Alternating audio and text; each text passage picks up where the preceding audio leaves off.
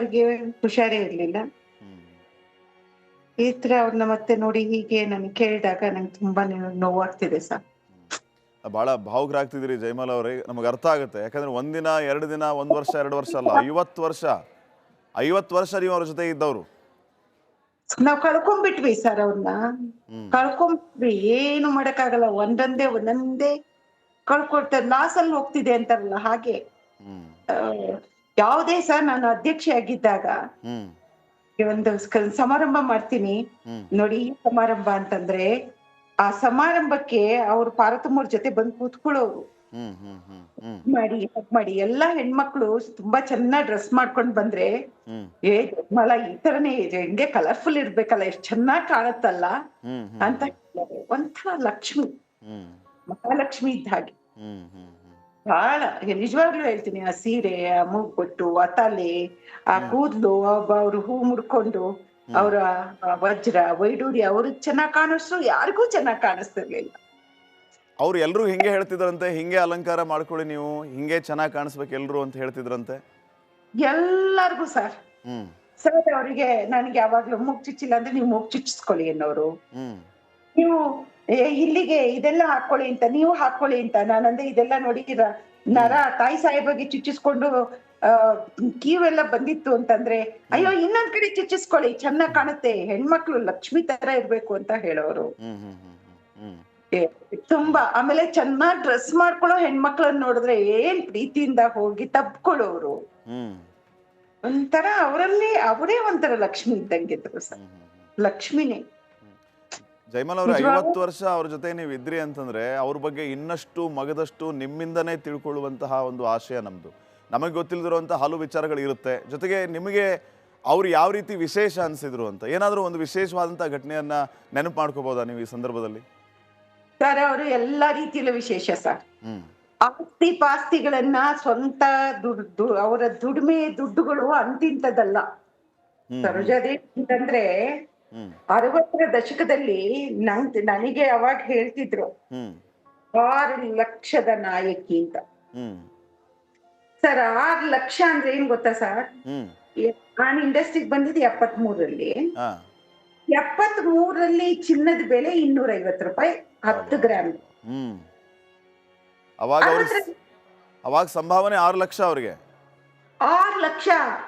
ಆಗ ಇತ್ತಲ್ಲ ಏನದು ಸೈಟು, ಹ್ಮ್ 30-40ಕ್ಕೆ 3,000, 60-40ಕ್ಕೆ 6,000, ಹ್ಮ್ 50-80ಕ್ಕೆ 16,000 ರೂಪಾಯಿ ಇತ್ತು. ವಾ. ಇದು ನಾನು ಬೆಂಗಳೂರಿಗೆ ಬಂದಾಗ 73ರಲ್ಲಿ. ಹ್ಮ್ ಹ್ಮ್ ಹ್ಮ್ ಇನ್ನು 60ರಲ್ಲಿ ಎಷ್ಟು ಕಡಿಮೆ ಇರ್ಬೋದು ಯೋಚನೆ ಮಾಡಿ. ನಿಜ ನಿಜ ನಿಜ. ಹ್ಮ್ ಏನ್ ಸರ್ ನೀವ್ ಹೇಳ್ತೀರಾ? ಹ್ಮ್ ಅವರು ನಾನೊಂದ್ಸಲ ಅವರು ಮನೆಗೆ ಹ್ಮ್ ಅವ್ರ ಯಜಮಾನ್ರು ಶ್ರೀಹರ್ಷ ಅವರಿದ್ದಾರಲ್ಲ, ಅತ್ಯಂತ ಒಳ್ಳೆ ಮನುಷ್ಯ ಸರ್. ಹ್ಮ್ ದೇವಿಯವ್ರಿಗೆ ಫೋನ್ ಮಾಡಿದೆ, ನಾನು ದೇವನಹಳ್ಳಿ ಹತ್ರ ಒಂದ್ ಜಮೀನಿದೆ, ಅದಕ್ಕೊಂದು ಮನೆ ಕಟ್ಬೇಕು, ನಂಗೊಂದು ಪ್ಲಾನ್ ಮಾಡಿಸ್ಕೊಡ್ತೀನಿ ಅಂತ. ಅಯ್ಯೋ ಪಾಪ ಬಹಳ ಪ್ರೀತಿಯಿಂದ ಬನ್ನಿ ಬನ್ನಿ ನಮ್ಮ ಯಜಮಾನ್ರಿಗೆ ಹೇಳ್ತೀನಿ ಬನ್ನಿ ಮಾಡಿಸ್ಕೊಡ್ತೀನಿ ಅಂತ ಕರೆದ್ರು. ಹ್ಮ್ ನಾನು ಅವ್ರ ಮನೆಗೆ ಹೋದೆ ಸರ್. ಅವಾಗ್ಲೇ ನಾನು ಶ್ರೀಹರ್ಷ ಅವ್ರು ನೋಡಿದೆ, ಎಷ್ಟು ಸರಳ, ಎಷ್ಟು ಒಳ್ಳೆಯವರು. ಹ್ಮ್ ಆಗ ನಾನು ವಾಶ್ರೂಮ್ಗೆ ಹೋದೆ. ಹ್ಮ್ ನೀವು ನಂಬ್ತಿರೋ ಇಲ್ಲ ಸರ್, ಅವ್ರ ಮನೆ ವಾಶ್ರೂಮ್ ಅಲ್ಲಿರೋ ಬಕೆಟು ಮಗ್ಗುಗಳೆಲ್ಲವೂ ಕೂಡ ಬೆಳ್ಳಿದಾಗಿತ್ತು. ಹ್ಮ್ ಅಂದ್ರೆ ಬೆಳ್ಳಿಗೆ ಅವಾಗ ಅಂತಹ ಬೆಲೆನೇ ಇರ್ಲಿಲ್ಲ ಸರ್. ಅಂದ್ರೆ ಅವ್ರ ಮನೆ ವಾಶ್ರೂಮ್ ಅಲ್ಲಿ ಬಕೆಟ್ ಎಲ್ಲ ಬೆಳ್ಳಿದೇ ಇತ್ತು. ಎಲ್ಲ ಬೆಳ್ಳಿ, ಹೂದಾನಿಗಳು ಪ್ರತಿ ಒಂದು ಬೆಳ್ಳಿ. ವಾ ಹ್ಮ್ ಎಂತ ಶ್ರೀಮಂತೆ ಸರ್. ನೀವು ಮದ್ರಾಸ್ ಮನೆ, ಮದ್ರಾಸ್ ತೋಟಗಳು, ಅಂದ್ರೆ ಹೋಟ್ಲು. ಜಯಮಾಲ ಅವರು ಮೊದಲಿನಿಂದನೂ ಆಗರ್ಭ ಶ್ರೀಮಂತರು ಅಂತನಾ, ಅಥವಾ ಸಿನಿಮಾ ರಂಗದಲ್ಲಿ ಈ ಮಟ್ಟಿಗೆ ಸಂಭಾವನೆ ಪಡೆದ ನಂತರ ಅವ್ರು ಈ ಮಟ್ಟಿಗೆ ಇದಾದ್ರ ಅಂತ? ಸಿನಿಮಾದಿಂದ ದುಡ್ಡು ಅವರು ಅಷ್ಟು ದುಡ್ಡು ಸಂಪಾದನೆ ಮಾಡಿದ್ರು ಸರ್. ಮತ್ತೆ 6 ಲಕ್ಷ ಅಂದ್ರೆ ಏನ್ ಕಡಿಮೆ ಆಯ್ತಾ ಆ ಕಾಲಕ್ಕೆ? ಕರೆಕ್ಟ್. ಎಷ್ಟು ಸರ್ ಸಿನಿಮಾ ಮಾಡಿದ್ದಾರೆ ಯೋಚನೆ ಮಾಡಿ. ಹೌದೌದೌದೌದು. ಹ್ಮ್ ಅಂತ ಒಬ್ಬ ಕಲಾವಿದೆ ಮತ್ ಹುಟ್ಟಕ್ಕಿದ್ಯಾ? ಆಮೇಲೆ ಅವ್ರ ತಾಯಿ ಎಂತ ಜಾಣೆ ಹೆಣ್ಮಗಳು. ಹ್ಮ್ ಹ್ಮ್ ಅವ್ರದ್ದು ಬಾಂಡ್ಗಳು ನೀವು ನೋಡ್ಬೇಕಾಗಿತ್ತು. ಪ್ರತಿ ಒಂದು ನಿಮ್ಗೆ ಶೇರ್ಸ್ ಅಲ್ಲಿ ಅವರು ಅವತ್ತಿಂದ ಅವ್ರ ತಾಯಿ, ಹ್ಮ್ ಹ್ಮ್ ಅವ್ರ ತಾಯಿನ ನೀವು ಯೋಚನೆ ಮಾಡಿ ಸರ್. ಹ್ಮ್ ಯಾವ ಅವ್ರದ್ದು ಆಲೋಚನೆ ಇತ್ತು, ಮಗಳನ್ನ ಹೇಗೆ ತರ್ಬೇಕು. ಮಗಳನ್ನ ಎಲ್ಲಾರು ನೋಡ್ತಾ ಇದ್ರು. ಮಗಳನ್ನ ನೋಡೋದ್ ಹೆಂಗೆ ಅಂತಂದ್ರೆ ಮುಖ ಅಲ್ಲ, ಪಾದ ನೋಡ್ಕೊಂಡಿರ್ಬೇಕಷ್ಟೇ. ಹಂಗಿಟ್ಟಿದ್ರು ರುದ್ರಮ್ಮ ಅವರು. ಹ್ಮ್ ಆ ತರ ಒಂದು ಮಗಳನ್ನ ಅವ್ರು ಸಾಕಿದ್ದ ರೀತಿ ಇದೆಲ್ಲ, ಹ್ಮ್ ಹ್ಮ್ ಅದನ್ನ ನಾವ್ ಯಾವತ್ತೂ ಮರಿಲಿಕ್ಕಾಗೋದಿಲ್ಲ ಸರ್.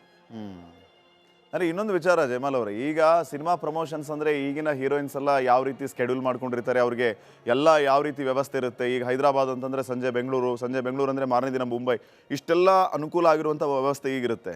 ಇವರು 5 ಭಾಷೆಯಲ್ಲಿ ನಟನೆ ಮಾಡಿ may be at a time 4-5 cinema release ಆಗಿರ್ಬೋದು.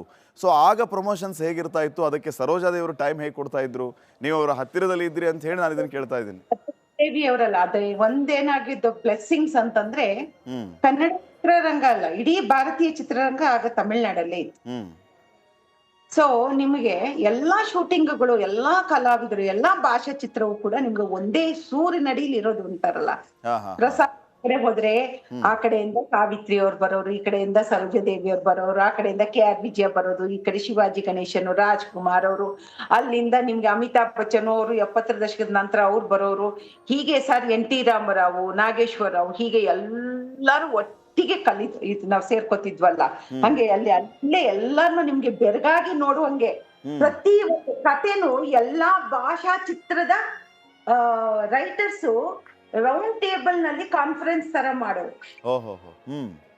ಕೂತ್ಕೊಂಡು ನಿಮ್ ರಾಜ್ಯದಲ್ಲಿ ಏನ್ ಸಿಸ್ಟಮ್ ಇದೆ, ನಿಮ್ಮಲ್ಲಿ ಏನ್ ಇವತ್ತು ಪ್ರಸ್ತುತ ಯಾವುದು, ಇವತ್ತು ಚಲಾವಣೆಯಲ್ಲಿ ಇರ್ತಕ್ಕಂಥ ಸಬ್ಜೆಕ್ಟು, ಈ ತರ ಹೀಗೆ ಡಿಸ್ಕಷನ್ಗಳು. ಅದಕ್ಕೆ ಸರ್ ಅವತ್ತಿನ ಸಿನಿಮಾಗಳೆಲ್ಲ ಅಷ್ಟು ಅದ್ಭುತವಾಗಿ ಬಂದಿರೋದು. ಜಯಮಾಲ್ ಅವ್ರ ಕೊನೆದಾಗ ಏನ್ ಹೇಳಕ್ ಬಯಸ್ತೀರಿ ಸರ್? ಸರೋಜಾದೇವಿ ತರ ನಟಿ ಇನ್ನು ಒಂದು ಶತಮಾನದಲ್ಲಿ ಹುಟ್ಟಿದ್ದಾರೆ, ಮತ್ತೆ ಹುಟ್ಟು ಬನ್ನಿ. ಇವಾಗ್ಲೂ ನೀವು ನಮ್ಗೆಲ್ಲರಿಗೂ ಕೂಡ ಹೆಣ್ಮಕ್ಳಿಗೆ ಒಂದು ಸ್ಫೂರ್ತಿದಾಯಕವಾಗಿದ್ದೀರಿ. ನೀವು ಕೊಟ್ಟ ಪ್ರೀತಿಯನ್ನ ನಮ್ಗೆ ಅದಕ್ಕೆ ಏನೂ ಇಲ್ಲ, ನಮ್ಗೆ ರಿಪ್ಲೇಸ್ಮೆಂಟ್ ಇಲ್ಲ. ಸೊ ನಿಮ್ಮ ಪ್ರೀತಿ ವಿಶ್ವಾಸವನ್ನೇ ನಾವು ನೆನ್ಸ್ಕೊಂಡು ಬದುಕ್ತೀವಿ ಅಷ್ಟೇ ಇರುವಷ್ಟು ಕಾಲ. ತುಂಬಾ ಧನ್ಯವಾದಗಳು ಜಯಮಾಲ ಮೇಡಮ್, ಸಾಕಷ್ಟು ವಿಚಾರಗಳ ಬಗ್ಗೆ ಹಂಚ್ಕೊಂಡ್ರಿ. ಇನ್ನೂ ಸಾಕಷ್ಟು ವಿಚಾರಗಳ ಬಗ್ಗೆ ನಿಮ್ಮಿಂದ ತಿಳ್ಕೊಳ್ಳಿಕ್ಕಿದೆ ನಮಗೆ. ಮತ್ತೆ ಸಂಪರ್ಕಿಸ್ತೀವಿ ನಿಮ್ಮನ್ನ. Thank you very much. ಧನ್ಯವಾದ. ಸೊ ಗಮನಿಸ್ತಾ ಇದ್ರಿ, ಜಯಮಾಲ ಅವರು ಹೇಳ್ತಾ ಇದ್ರು, ಕಡಿಮೆ ಅಂದರೂ ಒಂದು 50 ವರ್ಷ ಸರೋಜಾದೇವಿಯವರ ಜೊತೆಗೆ ನಾನು ಇದ್ದಂಥವಳು. ಅವರ ಆ ಸಿನಿಮಾದ ಕಾರ್ಯವೈಖರಿ ಯಾವ ರೀತಿ ಇರ್ತಾ ಇತ್ತು, ಸಿನಿಮಾಗಳಿಗೆ ಅವರು ಕೊಡ್ತಾ ಇದ್ದಂಥ ಸಮಯ ಯಾವ ರೀತಿ ಇರ್ತಾ ಇತ್ತು, ಅವರು ಎಲ್ಲ ಕ್ಷೇತ್ರಗಳಲ್ಲಿಯೂ ಕೂಡ ಯಾವ ರೀತಿ ತೊಡಗಿಸ್ಕೊಂಡ್ರು, ಅವರ ಡೆಡಿಕೇಶನ್ ಯಾವ ರೀತಿ ಇತ್ತು, ಇತ್ಯಾದಿ ವಿಚಾರಗಳಲ್ಲಿ ಎಲ್ಲ ಕಡೆನೂ ಕೂಡ ಅವರು ವಿಶೇಷ ಅನ್ನಿಸ್ತಾರೆ. 1-2 ಎಲ್ಲವೂ ಕೂಡ ವಿಶೇಷ ಅನ್ನುವಂಥ ಮಾತನ್ನು ಹೇಳ್ತಾ ಇದ್ರು. ಅಂಥ ಒಬ್ಬ ಮನೋಜ್ಞ ಅಭಿನಯ ಮಾಡ್ತಾ ಇದ್ದಂತಹ ಅಭಿನಯ ಸರಸ್ವತಿಯನ್ನು ಕಳೆದುಕೊಂಡಂಥ ನಮ್ಮ ಚಿತ್ರರಂಗ ಬಡವಾಗಿದೆ. ಅವರು ಶತಮಾನಕ್ಕೊಬ್ಬರು ಮತ್ತೆ ಅಂಥ ಕಲಾವಿದೆ ಹುಟ್ಟು ಬರೋದಕ್ಕೆ ಸಾಧ್ಯನೇ ಇಲ್ಲ ಅನ್ನುವಂಥ ಮಾತನ್ನು ಹೇಳ್ತಾ ಇದ್ರು. ಅದರ ಜೊತೆಗೆ ತೆಲುಗು ಆಗಲಿ, ತಮಿಳು ಆಗಲಿ, ಹಿಂದಿ ಆಗಲಿ, ಕನ್ನಡ ಆಗಲಿ, ಮಲಯಾಳಂ ಆಗಲಿ, ಈ ಎಲ್ಲ ಭಾಷೆಯಲ್ಲಿ ಮೇರು ನಟರ ಜೊತೆಗೆ ನಟಿಸಿ 160ಕ್ಕೂ ಹೆಚ್ಚು ಸಿನಿಮಾಗಳಲ್ಲಿ ನಾಯಕ ನಟಿಯಾಗಿಯೇ ನಟಿಸಿದಂಥವ್ರು. ದೊಡ್ಡ ದೊಡ್ಡ ಪ್ರಶಸ್ತಿಗಳು ಇವರನ್ನು ಹುಡುಕೊಂಡು ಬಂದವು. ಅವಾಗಲೂ ಕೂಡ ಡೌನ್ ಟು ಅರ್ತ್ ಇದ್ರು.